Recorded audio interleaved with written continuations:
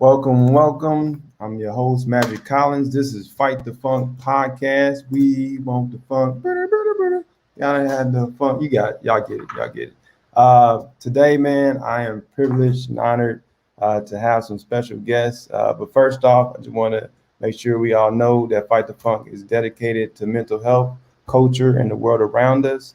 And I'm also a member of Downtown Crenshaw and Black Mental Health Task Force as well. I work for Painted Brain, and we are all dedicated to mental health, especially in underserved communities. With that, I'm going to get to our guest today, and we have a first-time returning guest is Mr. Chip Baker, who is also, I would say, a friend and a mentor from a distant place. You know, he's in another city, but he still be sharing me those positive vibes. So I'm excited to have him back, and he is, I would say, he's the author of the Success Chronicles and a public speaker and a teacher. And right now he has the Impact of Influence Volume 2 coming out September 18th. So make sure you check that out as well. And joining us along with Chip Baker will be Andre Amiger.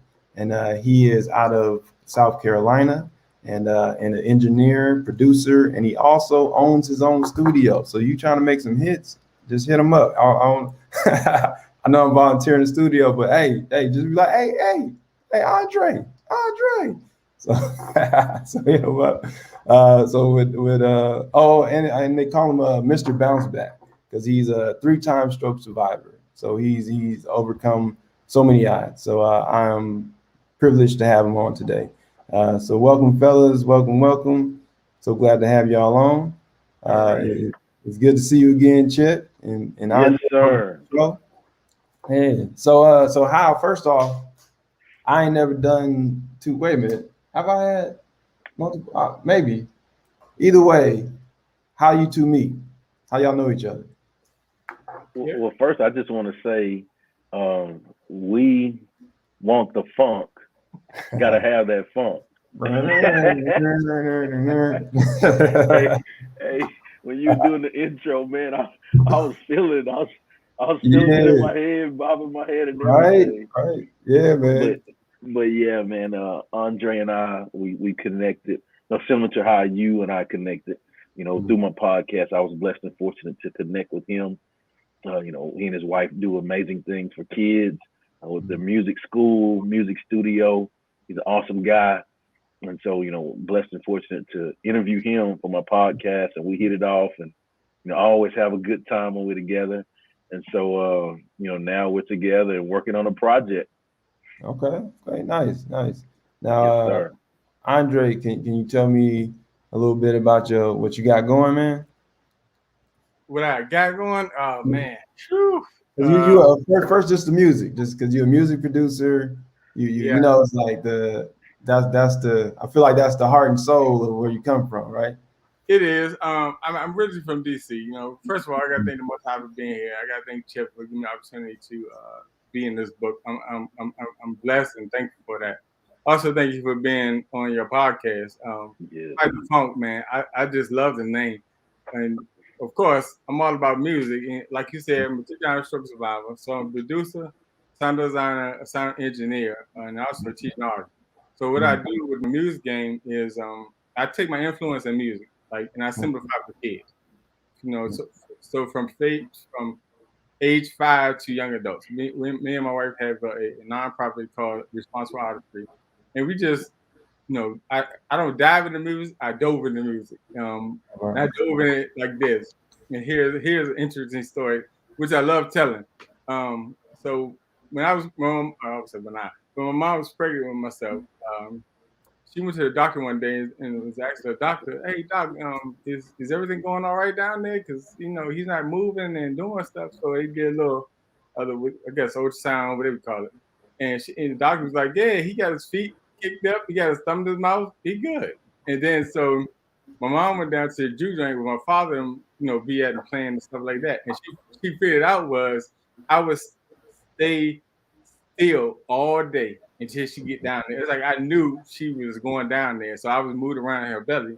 So my music game really started before I got here, and so I've been doing music for about 30 years, 31 years. And I made a conscious effort to do positive music. I made a conscious effort to teach it in that way because just sounds and lyrics alone are powerful. And words are powerful. You know, I mean, words carry power, so you got to watch how you use them, as even the sounds. Because you can say, I don't knock what's out there now, but I mean, I could play that with just, you know, a pinky, so to speak. I mean, versus old school. Like we had a funk. That's some big chords going that song. So I dove into music. I've been there since then, and I can honestly say music saved my life.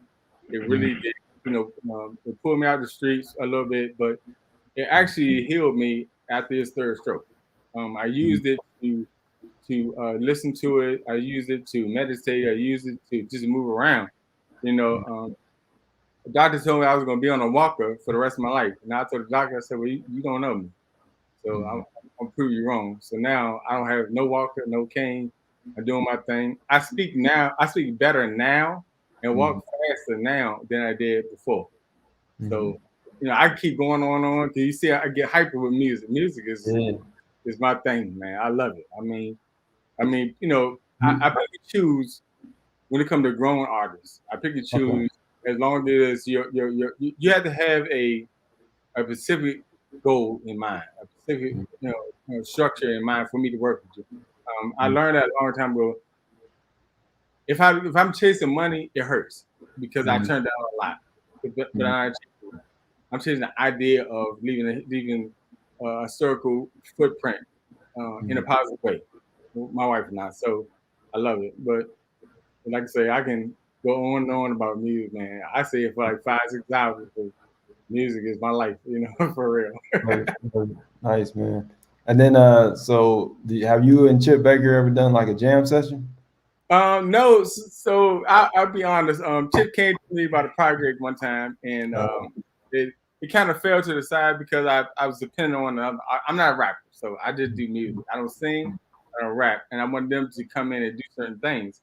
So I was kind of teed off about that, right? But I did send him a banger, and he used it though. I mean, you know, I make some bangers, man. I mean, I'm not arrogant. I just love music. So that's why he's funny because you know the song I sent it was a banger. Now, so go ahead. So I was gonna say, so you mentioned nonprofit. Can you state that, like, what that nonprofit is for people that are listening and what area it's in? Okay, so our nonprofit is Responsible Artistry. We're in South Carolina, but we're based all over the world. In other words, we go wherever needed. And we based around deal with kids from age 5 to young adults, right? For my part, I deal with young men, young trouble youth, because that's what I was. I'll tell you a quick story before I go deep into that. And Chip, he's asked about this because it's in the book. So I don't want to give out too much because I want y'all who watching to buy the book. Right? Buy 5 copies, 10 copies, 100 copies. We don't care. We just want to go buy it, right? Let's go. Yeah, exactly. So from the 7th grade to about the 11th grade, I was it was longer than that, but from 7th to 11th, I stayed in the principal's office. That was my homeroom. So every morning I had to go see the principal, right? So that's where I ended up at.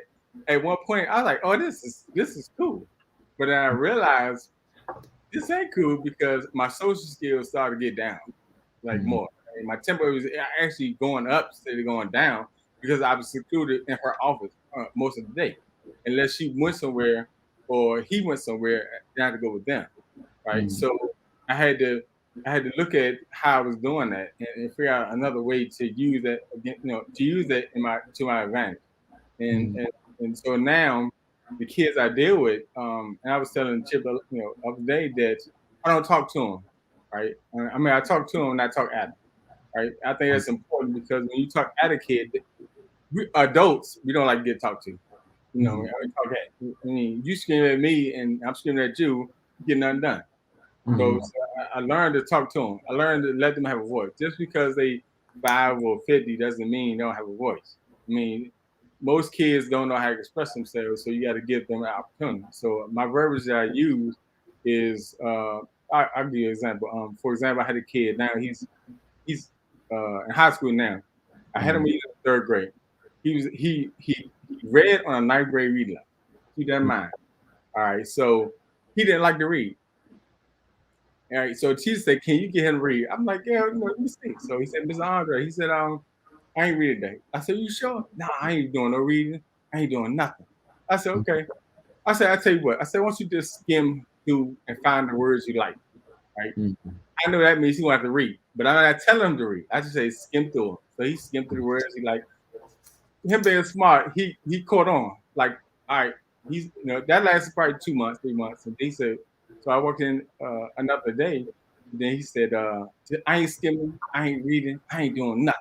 I'm just." I said, "Hey man, listen, okay, no problem."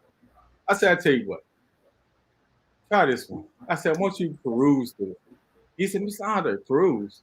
I said, "Yeah, peruse through it." He said, "What does that mean?" I said, "I'm glad you asked. Let's get the dictionary." Right? Well, that took me all the way through the year, the whole entire year, because I changed the verbiage. Right? I changed how I talk to him.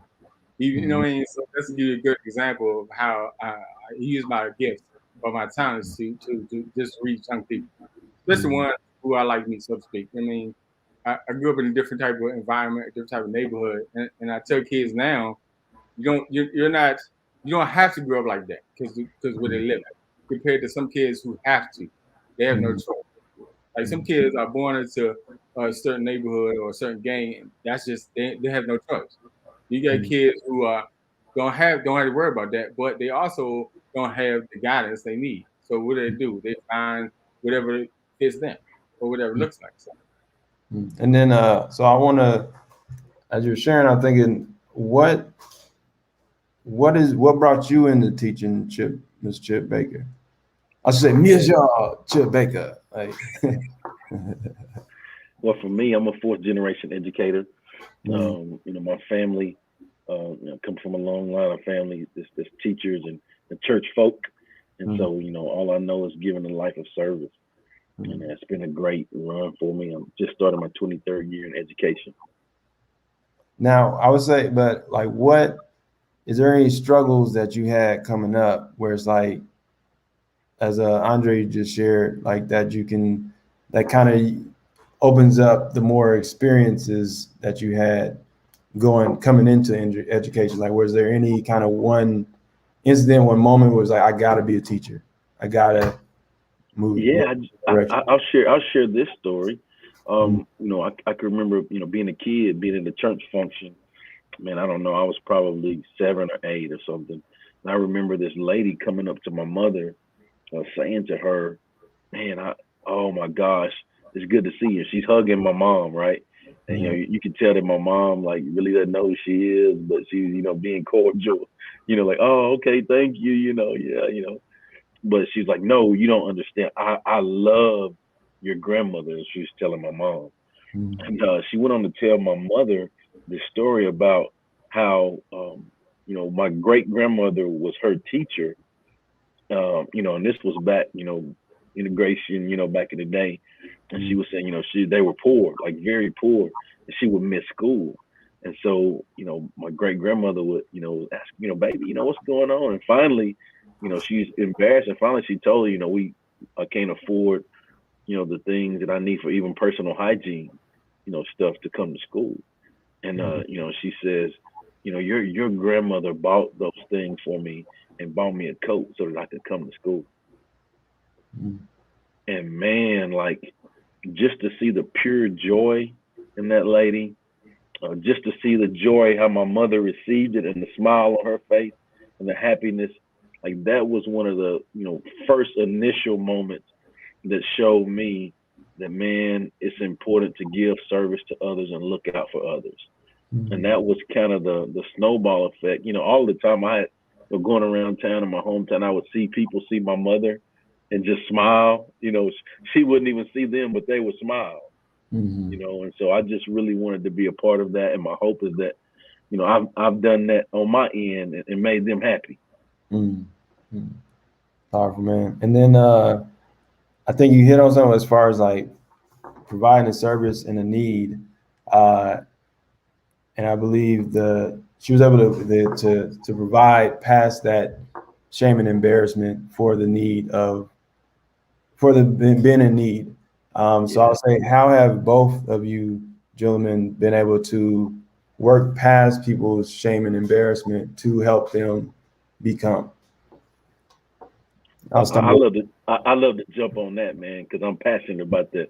And I'm gonna go ahead and ask you to forgive me if I get a little passionate and excited. That's what we're here for. We want the funk. Gotta have that funk. Mm-hmm. No, Right. for me, man. For me, I just know that there's pain. Like I grew up in a single parent home.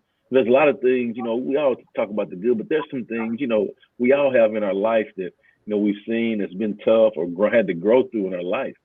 Mm-hmm. And so for me, I chose to not use it as excuses, but I chose to use it as my motivation to learn from it and be the best version of myself. So now when I work with kids, I am daddy coach. I strive to fill that void that they have in their life. And that's important to me. I'm intentional about being intentional, right? Mm-hmm. And so, like, I know what it looks like to see a kid that's hungry. You know what I'm saying? Like, I don't care about no math or English. Mm-hmm. Like, bro, my stomach hurt. You know what I'm saying? Like, so you got to meet the needs of the kids. And when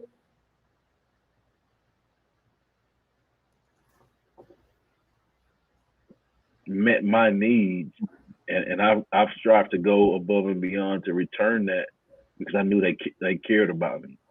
And then Andre, what about you? Well, for me, based around being a 3-time circus survivor, I tell them there's nothing you can't do. I have a thing that says you can do anything. So we chant that. So what I do is I take all the energy I have, and I tell Chip, because I'm hyper by nature. So I'm energetic by nature. So I tell kids that there's nothing wrong with that. It's nothing wrong with channeling. If you're angry, if you're happy, if you're not, there's nothing wrong with that. But it's how you control it.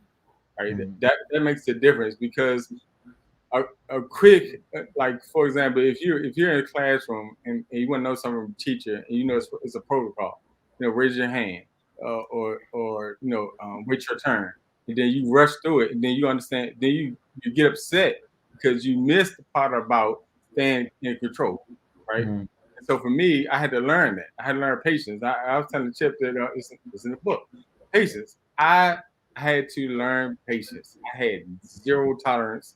I couldn't stand it. So I take all my life experience and I go talk to young people. I deal with a lot of young black men who are struggling with that idea of, do I got to be like this person? A lot of young kids are so subconscious about the idea of trying to impress their friends, right? I have things that they'd be different. Like, it's okay to be different. If you want to wear a different kind of sneakers, you want a different kind of shirt, there's nothing wrong with that. I mean, do that in that way, but be confident in doing it. So I take all those experiences that I had, and I just turn them, and I sit down, and for example, I'm a great storyteller. So I always get them in the point to imagine what I'm saying. And so that's how I get them to sit down, and I always use me as a good example. I never try to go outside of me unless I have to. Versus depends on what they're asking of. Like Chip said, I'm extremely passionate about helping. I'm extremely passionate about just going in and getting it. This is a prime example. This is my first time out of 51 years I've ever invested in me, because I always wanted to invest in other people. Right? I know the importance of kids watch what you do. Right? They identify by doing what you do. So I'm not saying be perfect, but I'm saying be mindful of how you're doing what you're doing. Because if you don't, then they'll follow their footsteps. I mean, I had a young man where his dad was a drummer, so his dad wanted to teach him drumming, right? He didn't want to do drumming, right? Because at that moment, his father was saying, "I'm gonna teach you what I know." Right? Not saying what's your gifts. Right? You know what I mean? And so that's the thing that I do now with kids. Most of the time, I just believe all kids are genius. You just gotta put a lot of them. And so I do those things with me. I always joke about me being the principal's office, but that's one of the things I learned by that be in my homeroom. I mean, I had a chance to sit down and really just listen to her. I always talk about one principal, watching her and listening to her, how she talked on the phone with people. I was like, oh, she just, okay, that's how you do that. So I'm thinking, like, how do I do that? Right? How do I change that? So the best way for me to explain it, I stopped playing checkers and started thinking chess. I started being a tactician on how I maneuver. So I take those experiences, every time I see a young man who blowing up, I was taught in the business. I mean, in the company I used to do work for, we had to learn how to what do you call it? Restrain kids, right? So I was saying, well, I think that's the worst thing to do. And they was like, why? I said, because if they're already mad and you restrain them, you think they're gonna just sit there and be comfortable with you, holding on to them, putting them down? I said, what I do is I talk nice and soft, nice and smooth. But, hey man, what's going on? Talk to me. Let me know what's happening with you. You know what I mean? And then they'll calm down. Or I have to get them to look at me. Like, I heard you say, I need to see your eyes. I need you looking at me. That's big. Yeah. Getting them to focus on you is big, because we already know kids' attention span is really short. I mean, we are comfortable like that. So that's how I use my influence. That's how I use my experiences to deal with young people. That you just hit on something that's very important. That I feel like every teacher, every educator, every person that wants to share their experiences have to deal with in this modern time is the scattered attention span. Like everything is fractured where it comes to we're not able to focus. Like I still read books. I love my solitary moments for my books. It's like, so I have to fight for that. So, it's like, cause that to me, there's nothing like a real book that you can feel and you have the pages in your hand. And it's like, so I fight for that time. And I don't think because of how everything is so, the pressure of continuing to always be out and putting yourself out there, I think that compromises the study and that time you need. Like they said, like Malcolm X was studying for 7 years before he became Malcolm X, and he had that space to do that. And this time we're in, there is no space to have that incubation period to really be studying, really be reading a book, to meticulously go through a dictionary. So how do you as educators address that of the scattered focus age? Well, I think go ahead. Yeah. Go ahead. I think you work on providing relevance. I think the first thing is, you want to make them understand. Well, first off, don't waste your time, as a teacher. So if I'm not wasting my time as a teacher, that means I'm certainly not going to waste the student's time, right? And so in that comes providing relevance. And when you provide relevance, you need to let them know that, hey, this is how you can apply this in your life, right? So like, I'm not just telling you this, like I'm telling you this because, and back in the day, when we grew up, you just did it because you were supposed to do it. Now it's like, but why? Like, why is this, okay, this is how it's relevant. This is how you can use it. And I think too, as an educator, you have to know that, the attention spans are short. And so when you give them those things, your pedagogy has to be on point. You have to make sure that you're aware, okay, I lose this student every time after 2 minutes, or, this person, then you situate them, change the room, give them some activities. So you're ever evolving. I think when you strive to ever evolve, always be aware, provide relevance, I think you can capture kids in those moments. Nice, man. You got something, Andre? Yeah, for me, it's almost the same thing Chip said, using relevance. So what I do is, most kids, they're into playing video games, right? So so what I do is I go there, right? I don't play video games, so I'm like a dinosaur to them. They laugh at me. So they tell me certain games. I'm like, all right, show me what that means. Show me what that do. So what I did, I invested in. I bought I think a PlayStation. I don't know, one of them things. One of the ones, right? I bought it. So I'm sitting there. I'm like, let's play. Miss Andre, you don't know what you're doing. That's okay. You see, what I'm doing is I'm connected with them for them to sit down for a second to focus with me, right? So they was playing like this, and so one guy was one young man. He went all rogue and crazy and played the game, and then he lost and he threw the game. I mean, he threw the controller. So I said, then I said, okay, let me ask you one thing. I said, let me ask you two things. I said, one, can you afford to lose? He said, nah. I said, but can't you reset the game? He said, yeah. I said, but you can't reset your life, right? He said, yeah. I said, so why'd you throw the controller?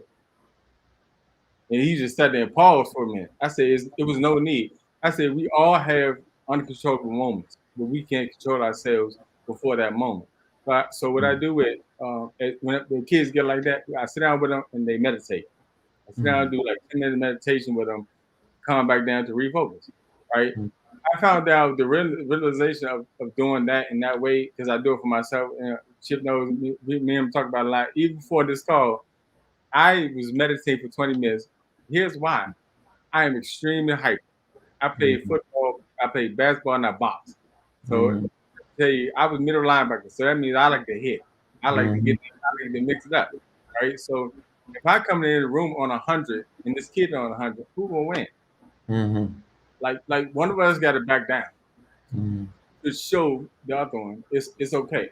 I'm not saying not be upset, but understand why you're upset and how to control being upset.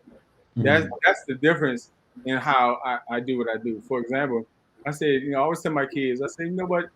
Y'all always want to do this microwave effect.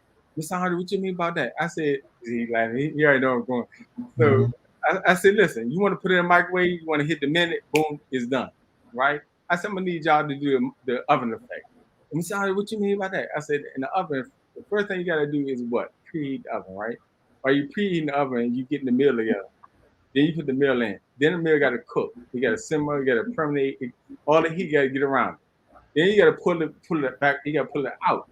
You got to put it on the stove. You got to cool it off, because you don't want to go there. Because we always have, jumped the gun and ate something or drunk something hot, and we know the effect from it, right? What happens? You get splinters or whatever in your mouth, right? So okay, I said so. That's how I've learned to get them to focus or get them to calm down. Here's another way. I tell my kids every time they come in to our camp, I always sit them down, all of them down, and everybody does the same exact exercise. So I say, from 1 to 10, 10 being the happiest, and 1 being 10 being 10 being the happiest, and 1 not so much being happy, right? I said, tell me how you feel. Oh, I said 10 being the best and 1 being worse. Right? I said, so how did you feel when you first woke up this morning? Most kids say I'm a 3 or 2. 1 kid say I'm a 0. I said, okay. I always look for the ones who say I'm a 0 or I'm a minus this. I said, here's the thing. You're impossible. That's impossible to beat. Why, Miss Andre? Because you're alive. That's why. So you could be a 1, right? But it's impossible to be a 0 and you're sitting there talking to me. Right? So I said, okay, how do you feel when you first woke up? They told me 1 or whatever. I said, well, how do you feel right now? Oh, I'm about like a 3. So I said, okay, what can we do to get you to, let's say, a 7? I said, let's have some expectation. I don't use the word rules or guidelines. I said, let's use expectation. All right, you can't have ice cream, you can't have candy, you can't run around outside right now. All right, let's get all those things out the way. But what's some things you want to do? Some kids want to just, be noticed. Some kids want to hug. Some kids want to high five. Like it's on my shirt you can't see it. My shirt says simplicity is a key to our genes. That's one of my quotes in our studio. So I simplify what I do with them to make them connect with in that sense. So that's how I get them to calm down, relax, get them to I love that, because I think there's nothing. It's the simplest tool, 1 to 10, but there's a reason why the hospitals do it. There's a reason why, like, even I've facilitated so many mental health groups, and it's like you say that 1 to 10, and it allows you to identify who's having the rough day that day, and then you can go on from there. And I love, like, the simplest, to me, is like the simplest tools are the most important that you always come back to. And I have like a spiritual mentor, and he's always like, the way he addresses a crisis is what needs to happen right now, what needs to happen in the near future, and what needs to happen long term. And that's kind of how he approaches a crisis. And to me, it's like it always brings it back to simplicity of nature of being human. Now, with that, I want to ask, as educators, there's always the challenge of miseducation. And some I hear a lot, and I've heard my whole lifetime, is when there's that chorus of they can't read, they can't do math, they can't. And like you said, every kid is a genius, and I also believe that. So how have you both kind of approached not adhering to that? They can't do this, they can't do that, can't. I'll start with. Okay. Great. For me, I always look for the simplest thing that they like to do, or the simplest thing they're intrigued with. And so I use chess a lot. Chess is a thinker's man game, so to speak. You know what I mean? It's about being a tactician. And also in chess, I use a competition chessboard. So a competition chessboard has numbers and letters on it. All right, so at the same time, that's math, right? That's also figuring out problems. And so when the kid says, for example, they don't like to do math, they don't love math, I put them on a chessboard and teach them each piece and what it can do and how it can do it. And then I get them to relay it back to them. I always figured out that if I put a book in front of them to read, they already want to read, or put a book in front of them to do math, they already do math. How can I reverse that? So I changed the verbiage in saying certain things. Like I use chess. One kid says, I want to do chess, I want to do checkers. I said, well, checkers, we'll start there and we'll work our way over here. Or some kids color outside the lines, right? I said, it's okay to color outside the lines as long as if you're going to color outside the lines, color the whole page. It was like, for real? Exactly. But this color is different, right? So when they say they can't do this and they can't do that for me, I always take that off. And I always get them to explain to me, what do you mean by you can't do what? You can't do this. Now, mind you, we already didn't play chess, or we didn't already play checkers. So we didn't do some math, we didn't do some reading. I mean, so once they say that, I was like, guess what? You just did it. What do you mean, Andre? You numbers, because you said number 1 through 8, 1 through 10, that's still reading. If you said A through Z, that's still reading. You may not say the word, but you said that letter, right? And so even the chess piece, even you saying the chess piece and pronouncing it, right? Now I can teach you how to spell that, whatever it is. If it's a pawn or a rook or a knight. I just use those simple things. I just reverse the verbiage. That's how I get them to get the can out the vocabulary. Because I say this one, you learn, unlearn, and you got to relearn. And so that's how I always think that as I'm dealing with kids. And then Chip, what's your take? Man, my take is this. It boils down to mindset for me. And I used to hear the old people say where I'm from, can't never could. Right? So as long as you saying can't, well, yeah, it won't happen. But if you believe that it can happen, right, and then you follow that up with your actions, then you'll surprise yourself with what you can accomplish. And so, like that word, I don't want to hear that word. Like, give me some effort. Try. Now, in your effort, in your trying, if you don't quite make it to where you're trying to get, you're still going to learn some valuable lessons along the way. So really, it's winning and winning. It's not winning and losing. Winning and learning, I guess. So for me, it's just a mindset. Like, if you limit yourself, you limit yourself. If you throw the word can't in there, well, you'll never accomplish what you want to accomplish because already you're thinking that you can't. And that's unacceptable. Now, I'm going to flip this on y'all because you guys thought I meant the kids. But what I actually meant is the educators. Because a lot of times I've been around a lot of teachers, and a lot of times it's them that are beating the drums that my kid can't do this, or the teachers are saying they can't read, they're at this percentage of our kids can't do this. So that's another question. Can I jump on that right quick? Yeah, And definitely. I'm glad you flipped it, because I have another answer for that too. And that answer for that is can't, never, could. Oh, Yeah. wait, that's the same answer I just gave Yeah, you. yeah, exactly. Right? Yeah, I don't care who you are, what it. situation you're in, what you're dealing with. If you have the mindset of that they can't, well, they can't. You can't. Whoever it is can't. If you have that mindset. But if you have the mindset of, hey, I don't know, but we're going to try. So if I'm a teacher, not go in saying, ooh, hold on, let me share this one with you. I heard this before, and this is going to, hey, we can't love anyone beyond the limits that we place on them. Hold on, let me say that one again to you, right?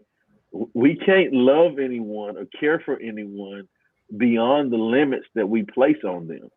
So if I say that, oh, this kid can't read, well, I just put a limit on that kid.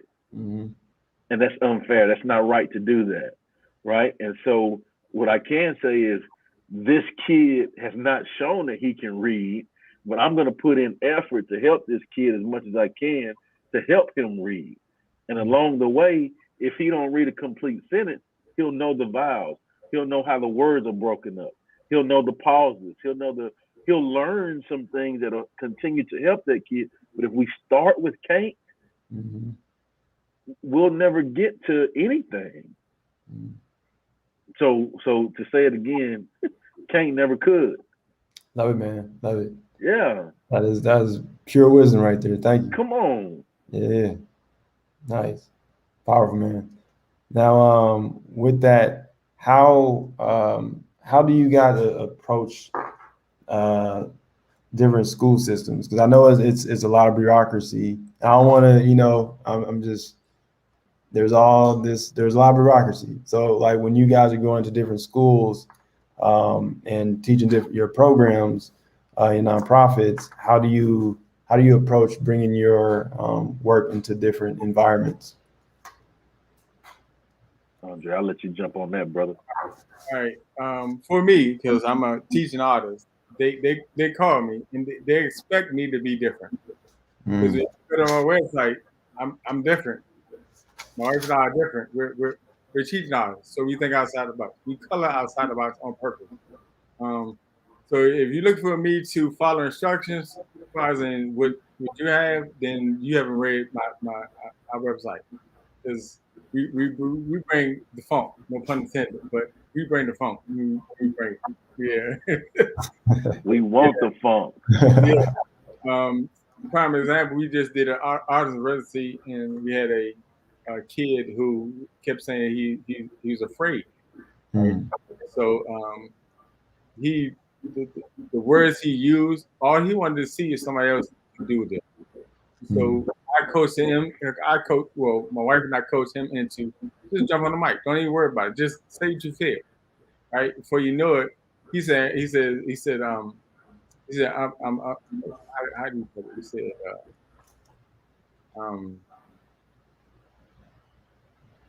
said, I'm small. I'm small outside, but I'm big inside. I can't remember verbatim. I don't want to mess it up. But once he got it, that was it. So, in other words, when they call us, they know we're not going to come with the ordinary teaching skill or the ordinary listening skill or the function thereof. So we come in, like I say, that'd be different. We come in doing that. They get it. They understand it. That's why they call us. That's how we do it. We just come in with our own tools, and we use it. Like I said, we use music. Music is our tool. Music is so powerful in the structure and how we use it. I mean, you simplify it. You use the most simplest tools in music to get through to the kids who need that help or who need guidance, or even teachers. We've had teachers that was like, "Man, can I use that in my classroom?" Yeah. I have no problem with it.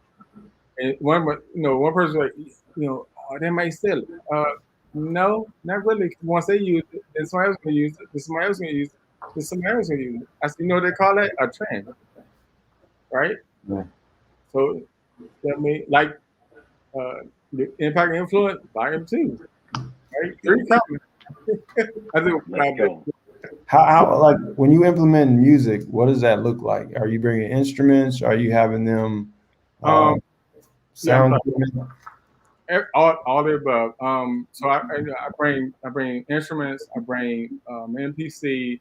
Of course, bring my wife. She's a vocalist, a songwriter, and a music. A vocal producer. So what we do is, for prime example, one project we did. It was called "My Only Hope." That was the title of the song. So what I do, depends on what grade level it is. This grade level was 6 through 8, right? So what I do is, or what we do is, we'll do we'll do a whole entire school, or whatever the principal allows in the auditorium, and then the music teacher actually picks out the students who are least advanced, or who are advanced, or ones who are passionate.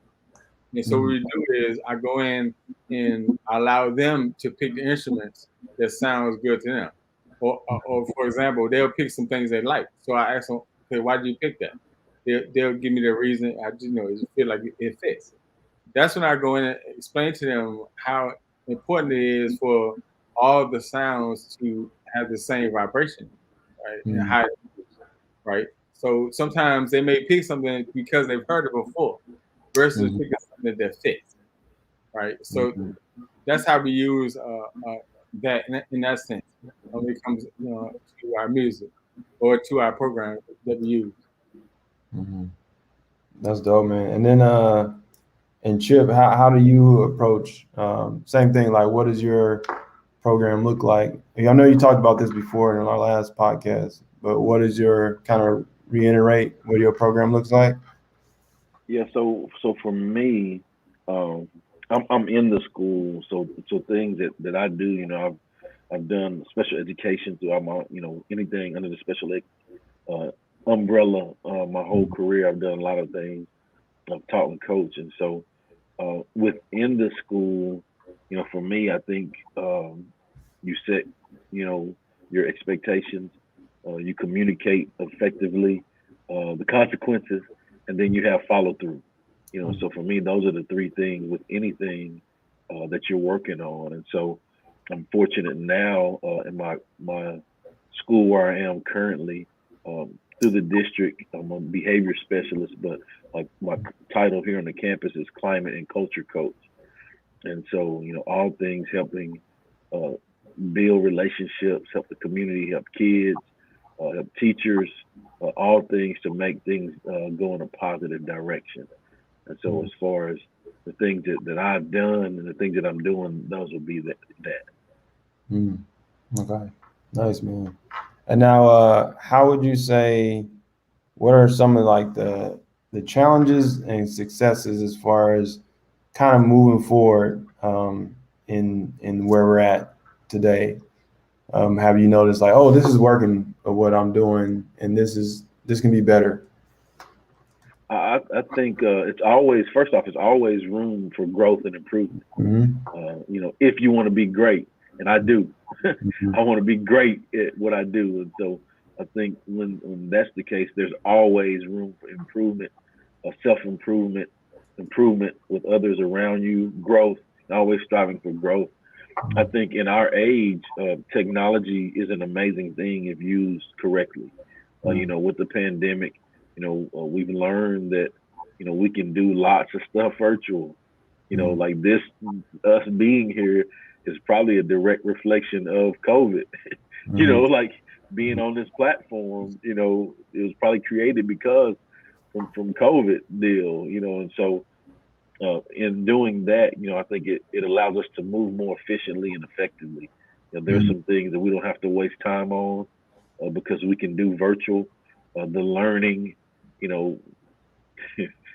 were in the library looking through cards and microfiche and all of that stuff.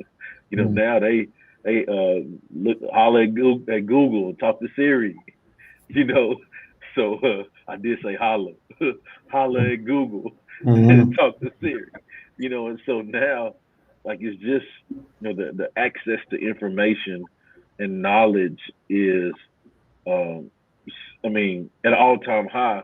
But then the other component to that is things are not as simple as they used to be. So now we have to teach organization skills. We have to teach simplicity. We have to teach routines. We have to teach, deciphering what is important and what is not important. Like, don't waste time on things that's not important. So I think those are the both sides of what I see. Okay, I want to get to your I want to get your take too, Andre. I just want to put this out there because I won't forget it. Teaching simplicity. Yeah. I think that's huge. But I do want to hear Andre your take on the question though.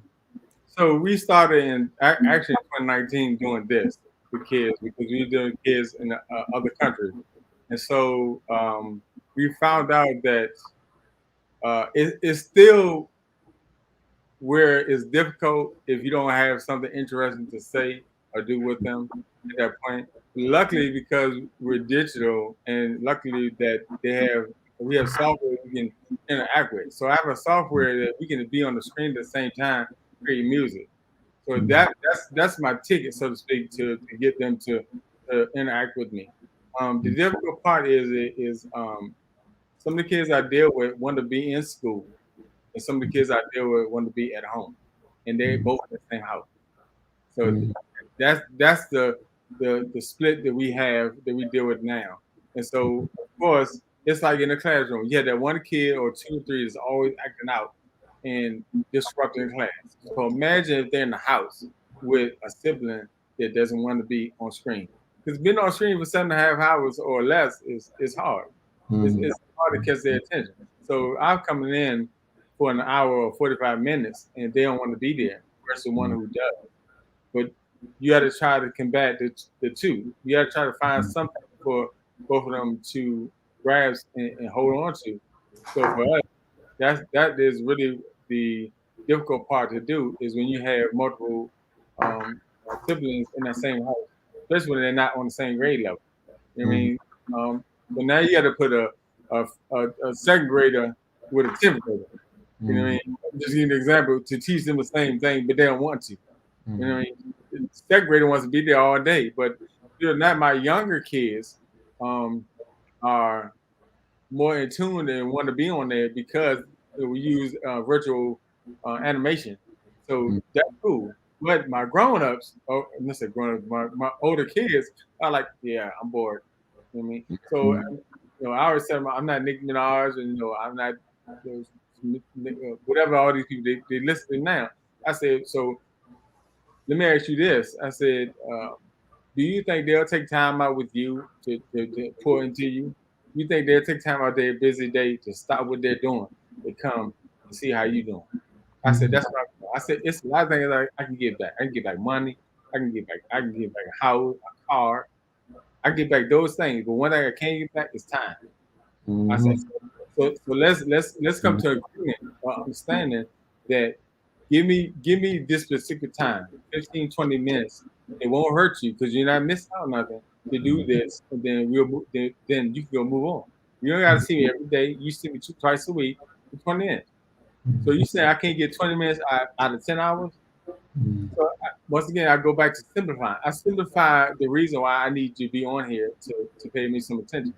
And it works all the time because I got some kids that are really strong-minded, and some kids for 2020. Just touch on mental health. I've watched a lot of kids struggle with mental health. Even some of my adults that talk to me. It's important that we come together as a collective to address these issues. So I applaud you for your platform because I heard what you said, how you use it, because it's important that they are struggling with it. I mean, just as with adults.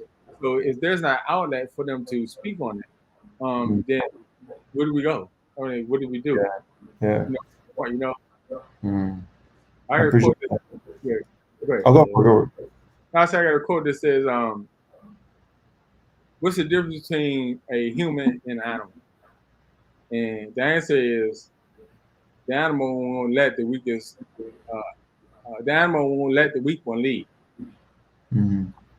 The difference is the human don't care. Mm-hmm. Remember, we're selfish by nature, so as long as we cool, they leave the rest alone. They just keep moving. But the animal is like, okay, you can't lead the pack if you're not strong enough to lead the pack. I'm not saying you can't be in the pack. You just can't. You're not equipped to lead it. So guess what they do? They do it by actions. They it's like you ever seen a training. They're trained to lead the pack, or they're trained to be strong. And us as humans, we don't do that as much as we should. So that's why these two kids, these two siblings, one was going left while the other one stayed there. You got to find those certain niches to get there. And I think that goes to the communal element, because I know like even wolves, like the lead wolf is actually in the back, right?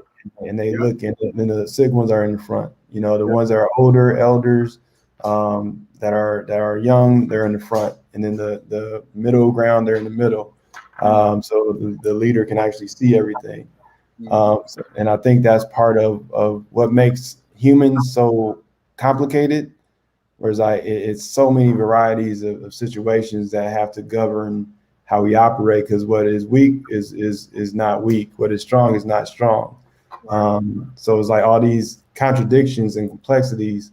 So we do have to make adjustments and more so embrace how complicated our human condition is, but also how simple we can make things as well. So it's like we live in a contradiction. And so embracing that. And now we have a few more. So this is kind of a final question. What do you guys kind of,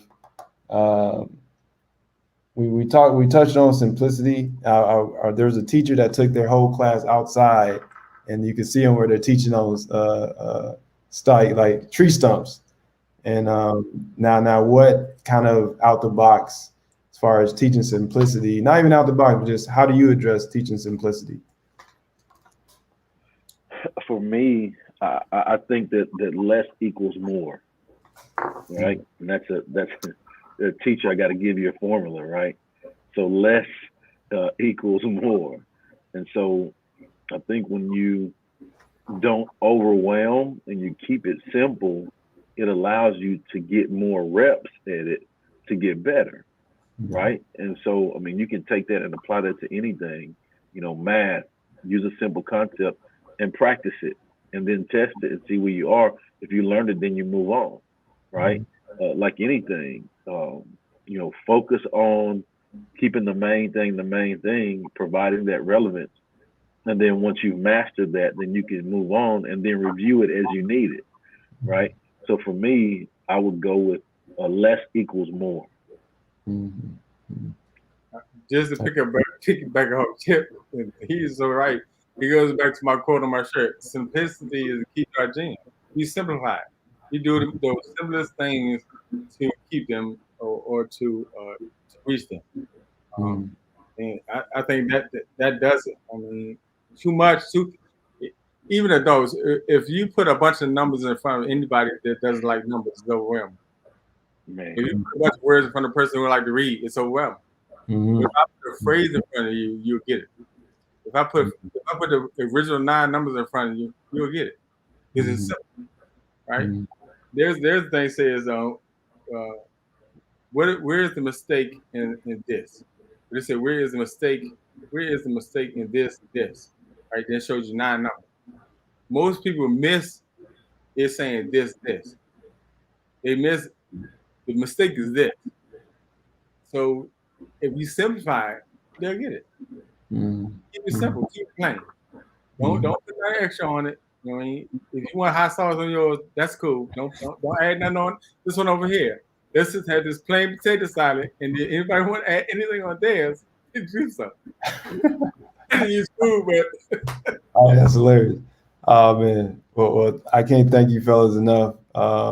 Thank you so much for being on here. And then and I'll post it, Andre, that you can be reached at Andre Amiger.com. Yes. And is there anything else I'm missing? Like any projects and you want to put out? No, everything is there that we're doing.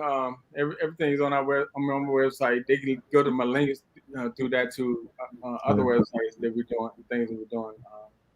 Pretty much, I mean, for me at this moment, I'm working on this book and some more stuff. You know, I'm the person that says I won't announce my moves until I make them. So Yeah. Nice, man. And appreciate it. I appreciate having you, man. And thank you so much. And then Chip, as far as I got you, Chip Baker, TSC is your handle. Any other, as far as project goes, any other things you want to put out there?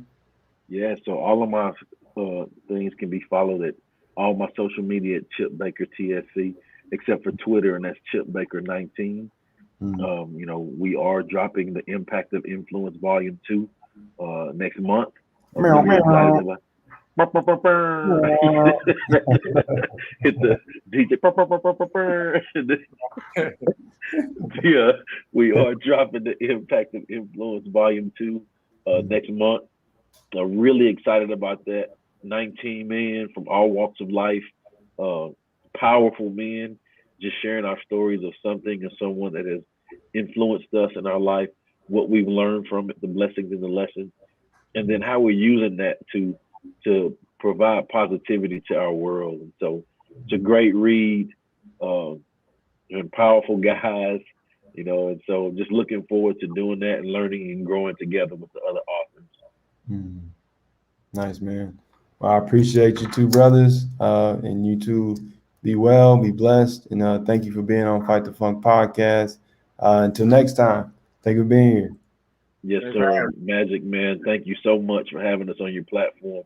Always a pleasure to hang out with you and chop it up. So appreciate you, my man. Thank you. At some point, I'll see you all in person. All right. Let's go. All right. All right, fellas. All right. All right. That was another episode of Fight the Funk podcast. I'm your host, Magic Collins, and we explore mental health, culture, and the world around us. And we want the funk. All right, guys. Deuces.